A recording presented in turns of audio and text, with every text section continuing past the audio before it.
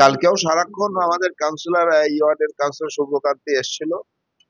আমি সবসময় যোগাযোগ রেখেছি কি জন্য কি ঘটনা ঘটেছে, আমি প্রশাসনের সাথেও কথা বলেছি এবং আজকে পরিবার সাথে দেখা করা এই কারণেই যে ওর যে কালকে পোস্টমর্টম হয়েছে, বডিটা দেওয়া হয়নি, তার কি ব্যাপার না সেটাই জানানোর জন্য আজকে আসা। তা যে ঘটনাই ঘটুক, সারা ভারতবর্ষ জুড়েই বেশ কিছু মানুষেরই একটা আতঙ্ক আছে যে 2002 সালে যাদের নাম নাই তারা এনআরসির মধ্যে পড়বে, এসআইআর মধ্যে পড়বে, তাদের হয়তো ডিটেনশন ক্যাম্পে চলে যাবে। এই যে যে কেন্দ্রীয় সরকারের বা বিজেপি সরকারের যে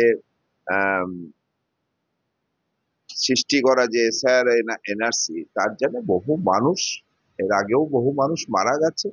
আমার ব্যক্তিগত ধারণা আরো বহু মানুষ যারা একটু দুর্বল মানসিকতার লোক, আরো বহু মানুষ এই আতঙ্কে মারা যেতে পারে। জানিয়েছিলেন পরিবারকে যে এনআরসির বিষয়টা? হ্যাঁ, অবশ্যই।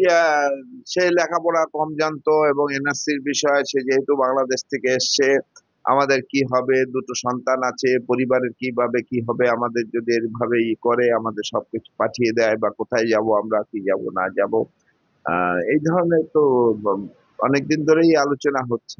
এই সাব ডিভিশনে এটা দ্বিতীয় ঘটনা।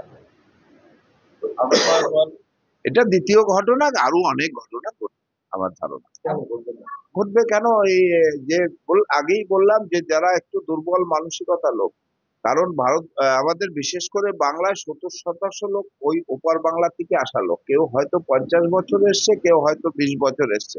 কারণ ওপার বাংলাও কিছু কিছু জায়গায় যেভাবে হিন্দুদের উপর যেভাবে আক্রমণ হচ্ছে, যেভাবে আহ মুসলমানরা যেভাবে অত্যাচার করছে ওখানে ওপার বাংলায়, সে বহু মানুষ চলে এসছে এবং সরকারি সিদ্ধান্ত অনুযায়ী তাদেরকে এখানে জায়গা দেওয়া হচ্ছে। এরাও 20 বছর এখানে এসছে, এদেরও আধার কার্ড ভোটার কার্ড সবকিছু এখানে হয়েছে। তা আধার কার্ড ভোটার কার্ড যখন হয়েছে, তাদের দেশের নাগরিক হিসেবে কেন মেনে নেওয়া হবে না? এটা আমাদের কাছে কিন্তু 2002 তালিকায় তাদের নাম 2010-এর পরে। না। দেখুন, আমি তো প্রথমেই বললাম যে 2002 এর তালিকায় যে নাম থাকবে, এই ছেলেটার যা বয়স আছে সেই বয়স ওর 19 মেয়েটার 1992 সালে জন্ম। সেই 1992 সালের জন্ম 2002-তে অবশ্যই নাম থাকার কথা না।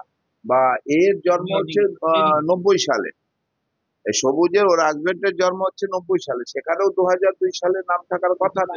হুম। যাই হোক, সে তো নাম থাকার কথাই না। সেইভাবে এই ধরনের জিনিস মেনে নেওয়া যাচ্ছে না। পরপর যে ঘটনাগুলি ঘটছে, আমরা সেই কারণে কেন্দ্রীয় সরকারকে দায়ী করছি যে এই ধরনের পরিবেশ যদি বন্ধ না করে, বহু মানুষের এই ধরনের অঘটন হতে পারে, মৃত্যু হতে পারে। তাহলে এই মৃত্যুর জন্য সরাসরি কেন্দ্র সরকার অবশ্যই 100%।